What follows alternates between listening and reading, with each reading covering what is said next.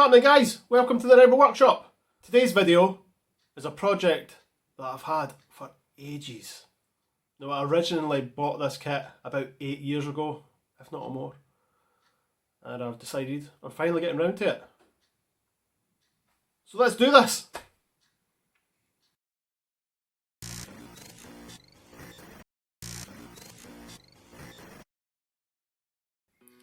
So this is what I'm starting with. Now this originally came from the Replica prop forums. Someone made a run of these, and I want to say it was at least 8-10 years ago. This was way before anybody had their own 3D printers, and this person 3D modelled this, got it printed, which you could actually see the print lines on top. They made a mould of the 3D prints, then cast them. Now, me and a couple of other guys from another forum went in together with this so we could get it just a wee bit cheaper. But yeah, it's okay.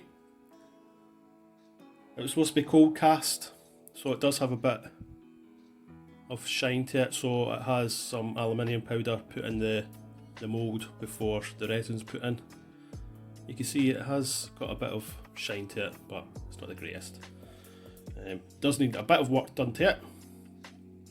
It's quite rough at certain parts, and underneath where I'm assuming the plan was to put speaker holes. Yeah, so that's been filled in. And another thing, it's not exactly completely round. It's more like squashed. See on the camera too well, but yeah.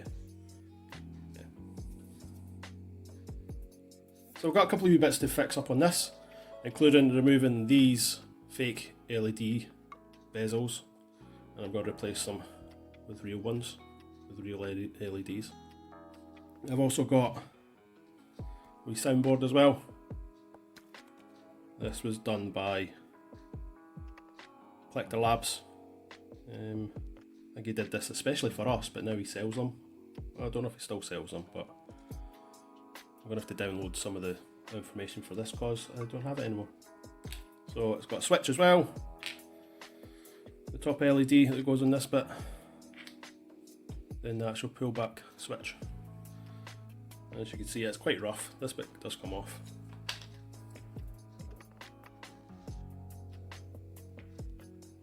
It's that rough.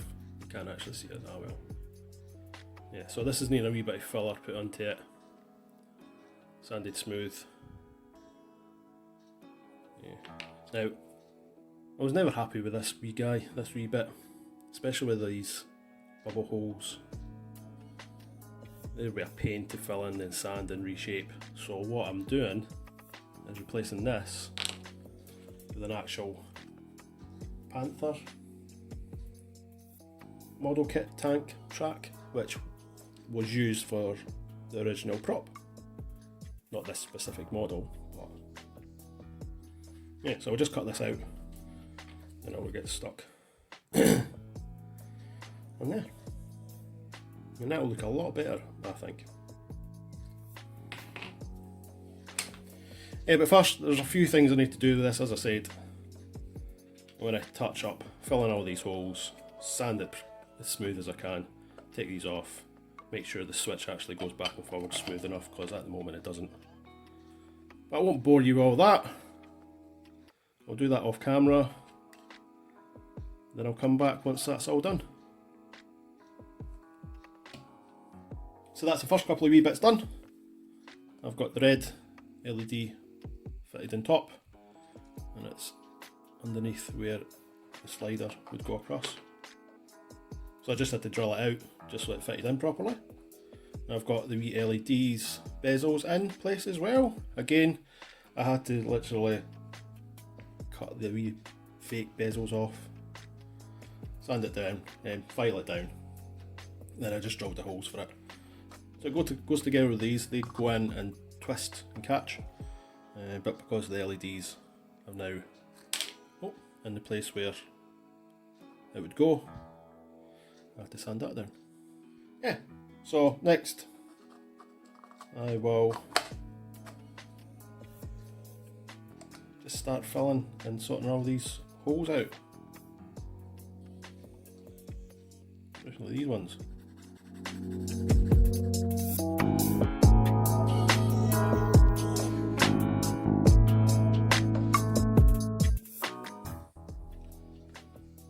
So I started wet sanding these. So I started with a 240, then I went up to 400, then I went to 1000. All the wee problem is, once I started sanding, all these tiny little bubbles appeared underneath the surface. You see, there's quite a lot of them. It's even worse on the bottom. That's terrible. Look at that. So at the moment, I don't know what we're going to do. I was planning on filling these wee holes in. That should have been the sound holes, but there's a lot more bubbles down there than I thought there would be. I'm going to focus properly. Come on, there we go. Let's stay that.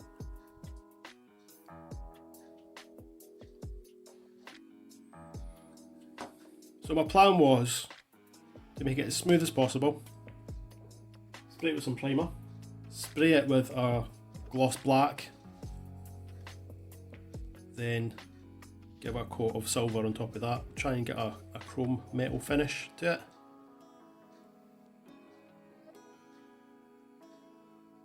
But then I was going to weather it. So I might still do that. And to be honest, it's not the most perfect thermal detonator out there. And if it looks like it's battered, it just adds to the effect. So what I might do is just try and fill in some of these bigger holes down the bottom and just leave the rest of it and just start painting it and see how it looks. Then go for a really weathered looking thermal detonator instead of a shiny, slightly weathered looking one.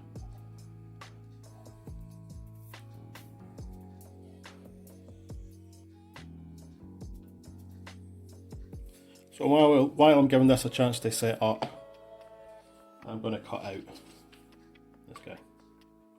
So I'm literally, as I said, I'm just going to replace this one because I was never happy with this one.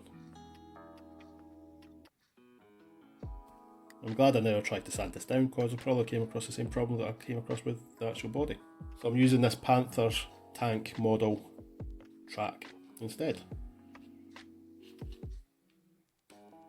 But what I need to do is just get the shape of it so it will fit in this perfectly. And to be honest, just looking at it, it doesn't need much taken off the sides to fit in there. What I'll probably do is just put a bit of masking tape on here, mark out the shape, stick it to here and cut it out. And there we go. What I'll probably do is just glue this in and that'll be good. Now, of course, if I want to, I could put it on this way around as well. I can't quite remember which is the more accurate way. I think it's the back side that's the most accurate. Either way, that's a lot better than this. Well, I think that's it ready to start painting it. Look at the state of this. Really see all the holes that were in this. As I said, I've left some of them because, yeah, it's got to be weathered anyway, so that'll add to the effect. I've cleaned up all these lines as well, and since I'd sanded all this and filled it in, some of these lines had disappeared, so I used my needle file just to bring them back out. Yeah. Let's see how this looks after it's been painted. So to try and hide all the bubble holes on the switch plate bit, I gave it a bit of a texture. You see it on my gloves, if it'll focus, which it won't. I've just given it a layer of black, grey and a bit of silver, and it kind of hides the bubbles. You can see it in the light there, but give it a bit of a contrast to the actual detonator body as well, and with that in there, that'll look good. So that's the 2/2 primed. I've also drilled some holes in the bottom of this, just to vent the sound out, so just a wee circular pattern with some holes.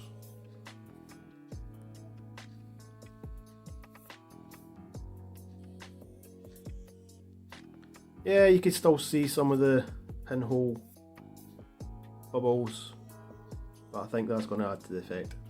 Fingers crossed. So here's it all weathered and painted. I'm only joking. I had a bit of a disaster with the paint, unfortunately. It went all pitty, so I had to sand it all back down. But looking like this, it does look pretty weathered. So I'm going to start again, and hopefully it works out this time. You know, sometimes these things happen and you've got to redo things, but yeah. So a quick little update. The weather's been rubbish here. It has literally been raining, snowing and really windy the last week. And at the moment I'm not able to get up to the loft to actually spray anything, so I'm having to wait for weather to be good outside to spray. So the last video was Monday. It is now Sunday. And yesterday was the first day I was able to get out and actually spray paint things. So I have primed both the halves. This one I've already given it a black gloss coat. This one I've painted the middle band to match the switch ring, the switch. I'll be masking this bit up, then I need to gloss black this one. That's the bottom bit all masked up, ready for the black coat. Now with this one I've actually put some masking fluid on because I'm trying to replicate a chipped effect. It's not much, but just here and there. One of the props I like online, the chrome is chipped off, revealing black underneath. So instead of painting black on top of the silver, I thought I would just use some masking fluid to mask off these chip bits. Yeah.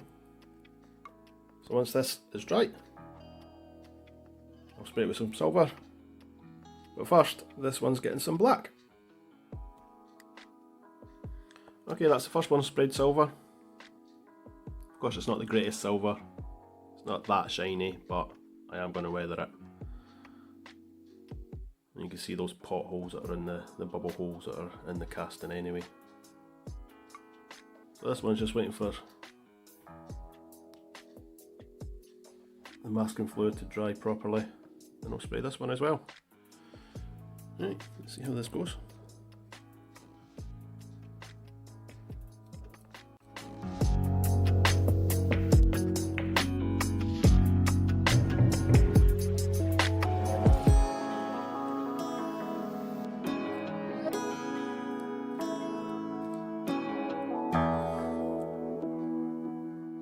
Go.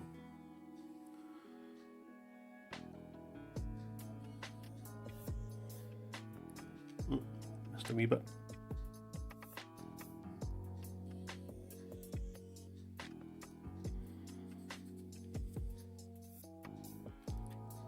There we go. I think that's most of it. So that's the painting done. That looks not too bad. I didn't expect a high shine mirror finish on the silver because it's kind of hard to do, especially a tin of spray paint. But with the chipped paint, I think that looks pretty good. I just need to give a bit of a weather wash just to grime up a wee bit then it'll be on to the electronics. So for the weather wash of this, instead of going my usual black, I've made up a wash of a wee bit of black with more burnt sienna, just so it's got a brown texture to it. I kind of like the look of that, and the other thermal detonators are out there. And since it's supposed to look pretty worn, I am just going to put it on and build up a few layers. So as I said, I'm just going to start putting this on, wiping it off as I go along, and building up the layers.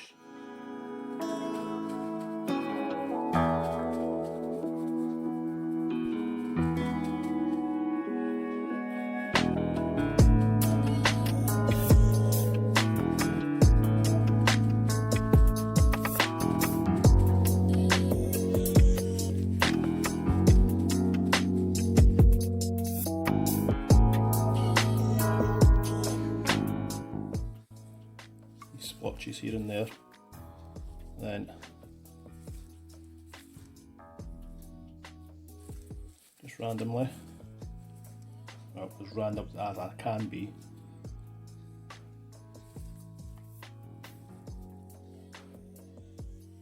so doing it this way, it will give it more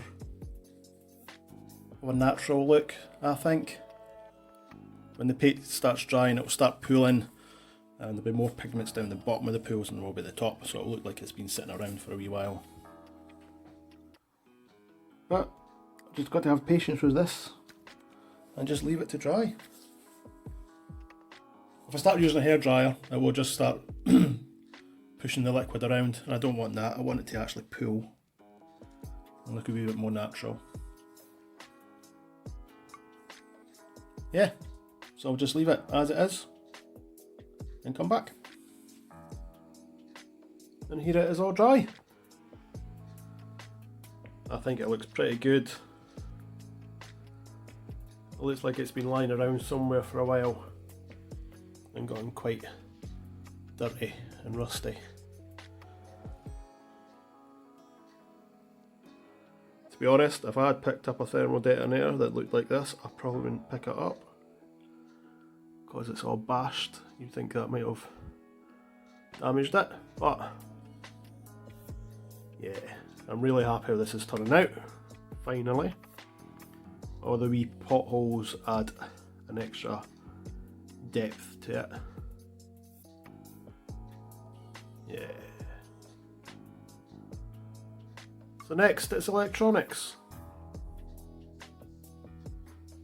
So I have the soundboard all wired up. Testing as I was going along. Every time I wired up the LEDs, I was testing it with the battery, and they were working. So the battery's charged up, brand new fully charged battery, but it's not working.